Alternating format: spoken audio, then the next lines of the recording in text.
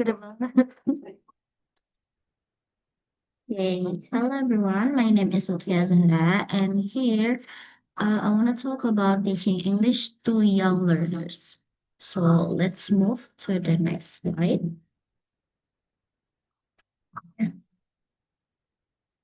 So here, first, sorry.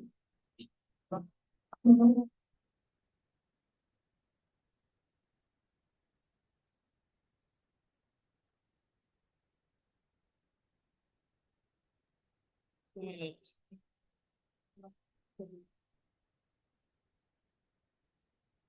So what will So, what will we gonna talk today? The first, we talk about principle of TYL. So, the second, teaching the four skills. The third is productive and receptive skills. And next is about approach methods and technique. And also the last about song, game, and story.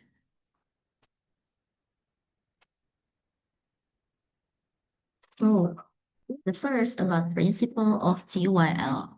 TYL must be fun and meaningful.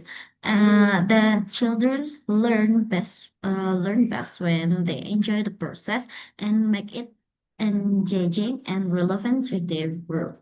And the second, we must use the real context because children need a concrete situation to understand the language. Like the example, we bring the real fruits to teach about the vocabulary of fruit. So the third one is repetition matters.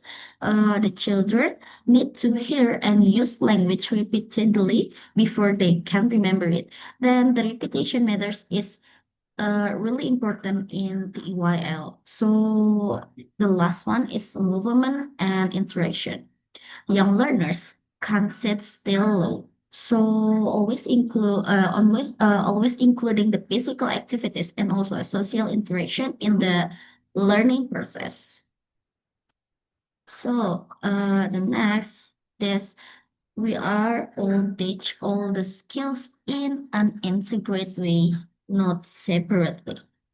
Then the first about listening, we can use the song, audio stories, or a simple instruction, like ask the students to point at the picture while listening. So the second, in speaking, you can encourage through the role play, show and tell, or a simple conversation with the partners. Then the students will be work in pair. So the third one is reading.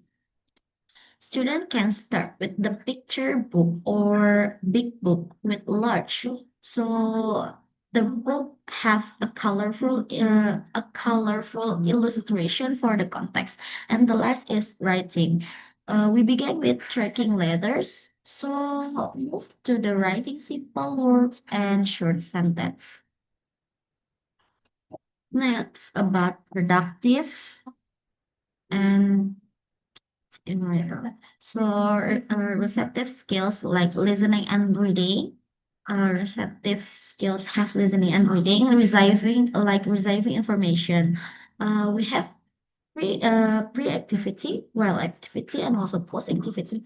Pre-activity, we can activate prior knowledge, like do you like animals? So when while activity, after listening or read plus completing tasks, they can match the pictures with the answer from the questions. So the third one about post activity is discuss and reflect on what they understood. So the next one is about productive skills, speaking and writing, productive skills including speaking and writing. This is producing language. Here also we have a pre-activity, while activity, and also post-activity. Then pre-activity, we can give a clear model or example first. So the second, when while activity, students can practice speaking or writing with guidance from the teacher. So the third one is post-activities. Students present or share what they got in front of the class with their friends. So this is the approach of methodology. The first, we have TPR or total physical response.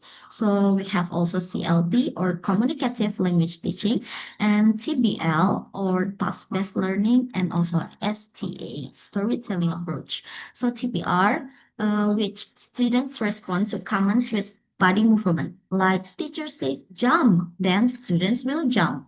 So in CLT, the focus is on real communication. Then students interact with meaningful situation, not just memorizing the grammar. So TBL or task-based learning. Students will complete the meaningful tasks, making a simple poster or drawing while learning vocabulary. So the last is storytelling approach. This is using a stories as a learning medium uh, uh, keeps children engaged and help them to understand the language naturally. So here we have teaching through games. The first uh, using a song, which this is help remember vocabulary easily. So this is also improving the pronunciation and rhythm and create a fun classroom atmosphere. Like the example is head, shoulder, knees, toes. So the gaps is learn without pressure. So we can use assignment says like this is for listening skills and word matching for vocabulary and guessing game, which is speaking and critical thinking. Like in Simon says, maybe the example like this. When the teacher says, Simon says, touch your nose. So the students will touch their nose. But when the teacher doesn't say Simon says, just say touch your nose, then the students uh, don't to touch their nose.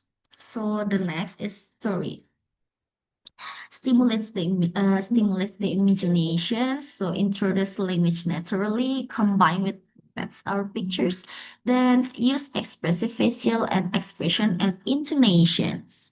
So always make it fun, meaningful, contextual, repetitive, and interactive. Use the right skills, step, method, and media to make learning enjoyable and effective for your students. The best teacher are those who show you where to look, but don't tell you what to see. So that's all for me. Thank you. Assalamualaikum warahmatullahi wabarakatuh.